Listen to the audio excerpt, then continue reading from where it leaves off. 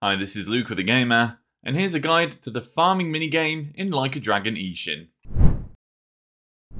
It's clear that Like a Dragon Ishin just didn't have enough content, so they had to pack in a whole farming simulator. While the Another Life mode has a number of components, the most front and center aspect is the farming. This is how you can grow both vegetables and your wealth. However, it isn't as straightforward as you might think.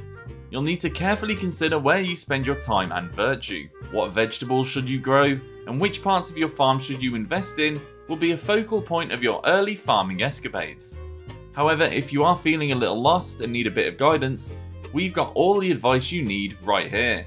So by the time you've finished watching this video, your thumbs will be thoroughly green. So there are a number of upgrades you'll need to get your farm operating efficiently, and we'll quickly cover the different upgrades and what they do. You can spend virtue at a shrine to increase the size of your field. Your first field is a pretty paltry 5x2 grid, which is just enough to farm 5 daikons, and every expansion will add another 5x2 grid to your planting area. The more crops you can plant, the more you can cultivate. Upgrading your farm level will make your vegetable growth more efficient. It will help you grow vegetables 10% faster per upgrade, and increase the chance of gaining more vegetables from each batch. Your farm level will become increasingly important as you start to grow vegetables that have slower cultivation speeds. Next is your scarecrow level, and you can think of this as being an extension of your farm level. With a higher farm level, you'll be able to grow more vegetables, but with a higher scarecrow level, you'll be able to keep more of them, so ultimately investing in scarecrows is another way to improve your yield. So with all of this in mind, the first tough decision you're going to run into is choosing whether you want to expand the size of your farm or whether you want to make your farm more efficient. Ideally, we're going to be upgrading both elements as quickly as possible. However, in the early game, you'll be planting a lot of carrots, cucumbers and daikons. These are very fast growing vegetables. This means that early on you're going to get a lot more utility out of the expanded garden than you will from a more efficient growth rate. Concentrate on getting your first 2 farm expansion levels as quickly as possible. After that, you can start alternating between the farm expansion and farm level upgrades. However, your priority should still be expansion first and foremost.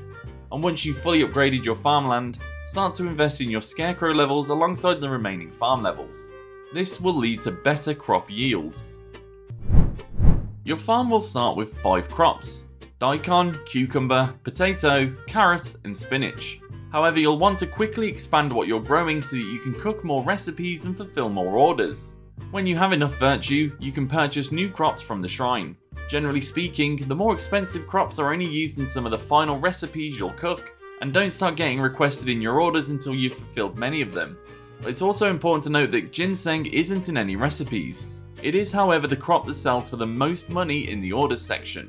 When you're farming, you can also use fertilizer to instantly increase how much your vegetables have grown. However, you can't use it multiple times in a row. However, you can just apply fertilizer, then go inside, come back out and do it again. However, it's not a good idea to use fertilizer on fast growing crops.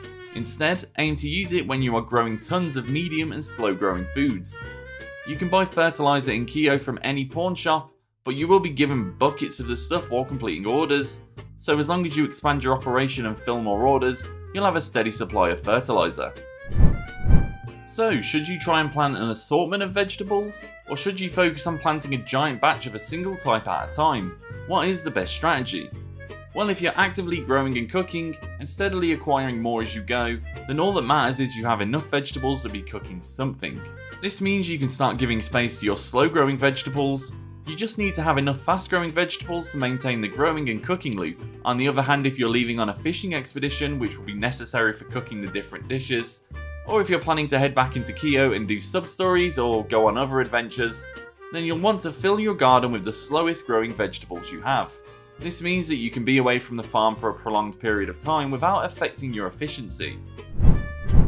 You can plant vegetables and just peace out for a while, wander Kyo and stumble back into the farm to reap the rewards occasionally. However, this is a painfully inefficient way to grow your farming empire.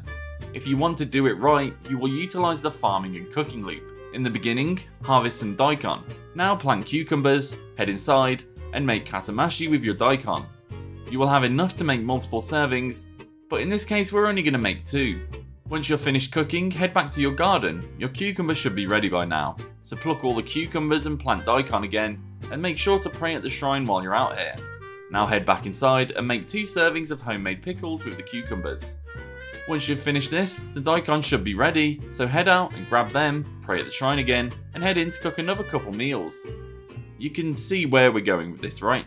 You'll gain 30 virtue for either of your first level dishes if you've fully upgraded your virtue acquisition, and 15 virtue for every 2x5 plot of daikon you clear. Ideally, you'll have enough virtue on hand to increase your plot size from the get-go, but if you don't have the virtue on hand, you can just perform this loop until you do. Once you've increased the garden size and you're pulling in more vegetables than you could possibly need, start filling out orders. You'll be able to sell your vegetables and meals for a handsome profit, and each order you fulfill will also provide you with more virtue.